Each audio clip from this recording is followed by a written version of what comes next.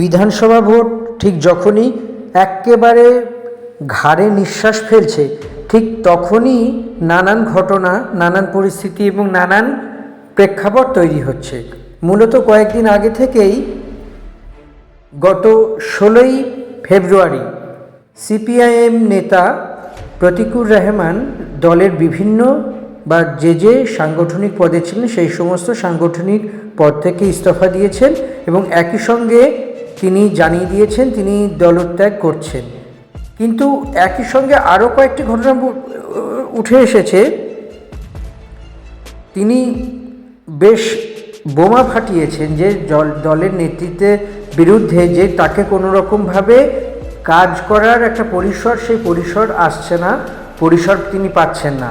তো এই পরিসর পাচ্ছেন না বা তার বিভিন্ন ক্ষেত্রে তিনি যা মতামত রেখেছেন এবং যা কথাবার্তা বলেছেন এবং বিশেষ কয়েকটি বিষয়ে বিদ্রোহ ঘোষণা করেছেন বা তিনি বিরূপ বা ভিন্ন মতামত পোষণ করেছেন, তার ফল বা তার খেসারত তাকে দিতে হচ্ছে। নাকি সেই খেসারত প্রতিকুর রহমান বিভিন্ন সংবাদ সংস্থাকে জানিয়েছেন যে তিনি নানান বিষয়ে তাকে যে দলের যে দায়িত্বের জন্য যখন যা দায়িত্ব দেওয়া হয়েছে তিনি সেই দায়িত্ব মাথা পেতে নিয়েছেন এবং সেই দায়িত্বের মধ্যে দিয়ে কখনও তিনি দায়িত্ব থেকে অব্যাহতি চাননি এবং বরং সেই দায়িত্ব নিষ্ঠার সহকারে পালন করেছেন। তিনি প্রতিটা ক্ষেত্রে বলে এসেছেন যে আমি দলের বিভিন্ন পদ ছাড়লাম বা বিভিন্ন ক্ষেত্রে আমি দলের যে কার্যকলাপে অসন্তুষ্ট হচ্ছি, দলের তাতে কিছু এসে যায় না, কারণ দলের যিনি সর্বময় কর্তা, এই মুহূর্তে যারা ক্ষমতায় আছেন তারা কেউই তার সঙ্গে যোগাযোগ করেনি। এটাও তিনি বলেছেন যে দু চারজন মুষ্টিমেয় লোকজন তার সঙ্গে যোগাযোগ করেছেন। আসলে কোন জায়গায় সমস্যা, সেই সমস্যার সমাধান কী এবং সেই সমস্যা থেকে বেরোবে কীভাবে, এই সমস্যার প্রকারান্তরগুলো মোটেই প্রকাশিত হয়নি। তো ফলে এর থেকেই বোঝা যাচ্ছে যে প্রতিকুর রহমানের যা রাজনৈতিক অবস্থান, সেই রাজনৈতিক অবস্থান নিয়ে তিনি দলীয় কয়েকটি নেতার সঙ্গে বিভিন্ন কথাবার্তা বলেছেন বা অন্য সূত্র থেকে খবর পাওয়া গিয়েছে যে অন্যান্য নেতা যে সমস্ত কার্যকলাপ হয়েছে সেই কার্যকলাপরা প্রতিকুর ভালোভাবে নেননি। কিন্তু শুধু তো প্রতিকুর না, প্রতিকুরের পাশাপাশি দেখতে পাওয়া গিয়েছে যে সিপিএমের তরুণ তুর্কি বেশ কয়েকটা নেতা, যেমন সৃজন ভট্টাচার্য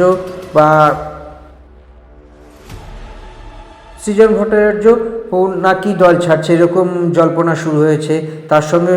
তার সঙ্গে জল্পনা শুরু হয়েছে যে সায়ন ব্যানার্জি, জনপ্রিয় তিনি আইনজীবী এবং সিপিএম নেতাও বটে, তিনিও নাকি তাকে কোনো বিরোধী দলের পক্ষ থেকে অফার দিয়ে ফোন করা হয়েছে যে দল ছাড়লেই তাকে নতুন পদ দেওয়া হবে, টিকিট দেওয়া হবে এবং একই সঙ্গে এমন সিট থেকে জিতিয়ে আনা হবে যাতে করে সেখান থেকে তিনি বিধায়ক হতে পারেন। তো এই সমস্ত ঘটনা পর্যায়ক্রমে ঘটতে চলেছে। এইগুলি তো এত পর্যন্তই ঠিক ছিল। এরপরে যে বিভিন্ন ক্ষেত্রে না যারা রাজনীতির বিশেষজ্ঞ তারা দেখেছেন যে তৃণমূলের বিভিন্ন ক্ষেত্র, অর্থাৎ তৃণমূল নেত্রী সম্পর্কে প্রতিকূল দরাজ সার্টিফিকেট দিয়েছেন এবং ভূয়সী প্রশংসা করেছেন। কী প্রশংসা করেছেন? মুখ্যমন্ত্রী মমতা বন্দ্যোপাধ্যায় বা তৃণমূল নেত্রী মমতা বন্দ্যোপাধ্যায় এসআইআর নিয়ে যে সুপ্রিম কোর্টে পৌঁছে গিয়েছিলেন এবং এসআইআর নিয়ে তিনি এবং তার দল যে সোচ্চার হয়েছেন, সাধারণ মানুষের ভোটাধিকার কেড়ে নেওয়া হচ্ছে, যারা একদম জেনুইন ভোটার, নিশ্চিত ভোটার, তাদের নাম কেটে দেওয়া হচ্ছে। তো এর সাথে নানা রকমের আরও অভিযোগ হচ্ছে যে বয়স্ক মানুষরা লাইনে দাঁড়াতে পারছেন না, তাদেরকে বারবার করে হ্যারাস করা হচ্ছে, এই নথি সেই নথি চেয়ে তাদেরকে ভীষণ রকমের অসুবিধে ফেলা হচ্ছে, বিশেষত যারা বয়স্ক বা সিনিয়র সিটিজেন বা তার থেকেও বেশি বয়স যাদের, তাদেরকে লাইনে দীর্ঘক্ষণ দাঁড়াতে হচ্ছে, লাইনে দীর্ঘক্ষণ দাঁড়িয়েও কোনো ফল হচ্ছে না, কোনো ফল পাওয়া যাচ্ছে না, এবং পরবর্তীকালে তাকে আবার সেই লাইন থেকে চলে যেতে হচ্ছে। তো এই সমস্ত বিষয়গুলি নিয়ে সোচ্চার হওয়ার কথা ছিল তার মতে রাজ্য সিপিএম বা রাজ্য বামফ্রন্টের, কিন্তু বামফ্রন্টের পক্ষ থেকে এরকম কোনো পদক্ষেপই গ্রহণ করা হয়নি, যেটা তার প্রথম স্ট্রাইকিং পয়েন্ট। এবং তিনি বলেছেন যে মুখ্যমন্ত্রী বা এ রাজ্যের প্রশাসনিক প্রধান হয়ে মমতা বন্দ্যোপাধ্যায় যেভাবে লড়ছে তা অত্যন্ত প্রশংসনীয়। আবার বেশ কিছু সূত্র দাবি করছে যে প্রতীকুর রহমান যা যা ঘটনা ঘটাচ্ছেন বা যা যা তিনি বলছেন সেই ঘটনাগুলো অ্যাকচুয়ালি তার নতুন দলে বা অন্য কোনো দলে যাওয়ার একটা সলতে পাকানো মাত্র। কেন অনেকে আবার সরাসরি, অনেক সূত্র বলে সরাসরি বলেই বলছে যে তার তৃণমূলের সঙ্গে কথাবার্তা হয়ে গেছে, তৃণমূল তিনি যাচ্ছেন। তো ভালো তো বলা যেতে পারে যে অ্যাকচুয়ালি কী হবে এই অবস্থা। ভোটের আর খুব বেশি হলে 2-3 সপ্তাহ মানে ভোট শুরু হতে বাকি, নির্ঘণ্ট আজ থেকে 8-10 দিনের মধ্যে হয়তো সব কিছু ঠিকঠাক থাকলে ঘোষণা করে দেবে কেন্দ্রীয় নির্বাচন কমিশন বা নির্বাচন কমিশন ঘোষণা করে দেবে। তো এই বিষয়গুলির মধ্যে কি আসছে এই বিষয়গুলি থেকে বিভিন্ন ক্ষেত্র তৈরি হচ্ছে, এবং প্রতীকুর রহমানের এগেনস্টে অনেকে আছেন তারা বলছেন তার নাকি তৃণমূলের সঙ্গে বোঝাপড়া হয়ে গেছে, কথা হয়ে গেছে, কোনো একটি নিশ্চিত আসন থেকে তিনি টিকিট পাবেন, এই জন্য তিনি দল ছেড়েছেন। আগামী দিনে খুব তাড়াতাড়ি তৃণমূলের ছত্রছায়া তাকে আসতে হচ্ছে। তৃণমূলের মুখপাত্র কুণাল ঘোষও বলেছেন যে প্রতীকুর রহমান যে এইরকম অভিমানী হয়ে বসে আছেন, তার বিরুদ্ধে তার দলের সহকর্মীরা বিভিন্ন সোশ্যাল মিডিয়ায় নানা রকম কথাবার্তা বলছেন, টিপ্পণী করছেন। সোশ্যাল মিডিয়া টিপ্পণী করার থেকে তার থেকে প্রতীকুর রহমানের বাড়ি গিয়ে বা প্রতীকুর রহমানের কাছে গিয়ে তার মন বোঝার চেষ্টা করুক। তো সব মিলিয়ে এই নিয়ে নানান রকমের আলাপ আলোচনা, উত্তেজনার পারদ চড়ছে। কিন্তু বিধানসভা ভোট তো আর বসে নেই। বিধানসভা ভোটের প্রস্তুতি নিয়ে ইতিমধ্যেই শাসক বিরোধী অর্থাৎ রাজ্যের শাসক দল তৃণমূল কংগ্রেস এবং প্রধান বিরোধী দল বিজেপি এবং তার সঙ্গে সিপিএম এবং বামফ্রন্ট, সঙ্গে কংগ্রেস, আইএসএফ, আরও কিছু অন্যান্য দল আছে।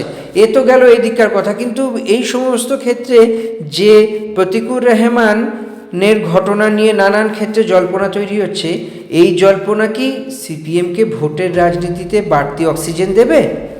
কেননা বিধানসভায় এবার সিপিএমের একটা দুটো বা কয়েকটা সিট যদি পেতে হয় তার জন্য তাদের কঠিন লড়াই করতে হবে, গভীর লড়াই করতে হবে। এই সময় সিপিএম বা বামফ্রন্টের এই যুব নেতার দল ছেড়ে যাওয়া সত্যিকারেরই একটা বড় সড়ো ধাক্কা হতে পারে।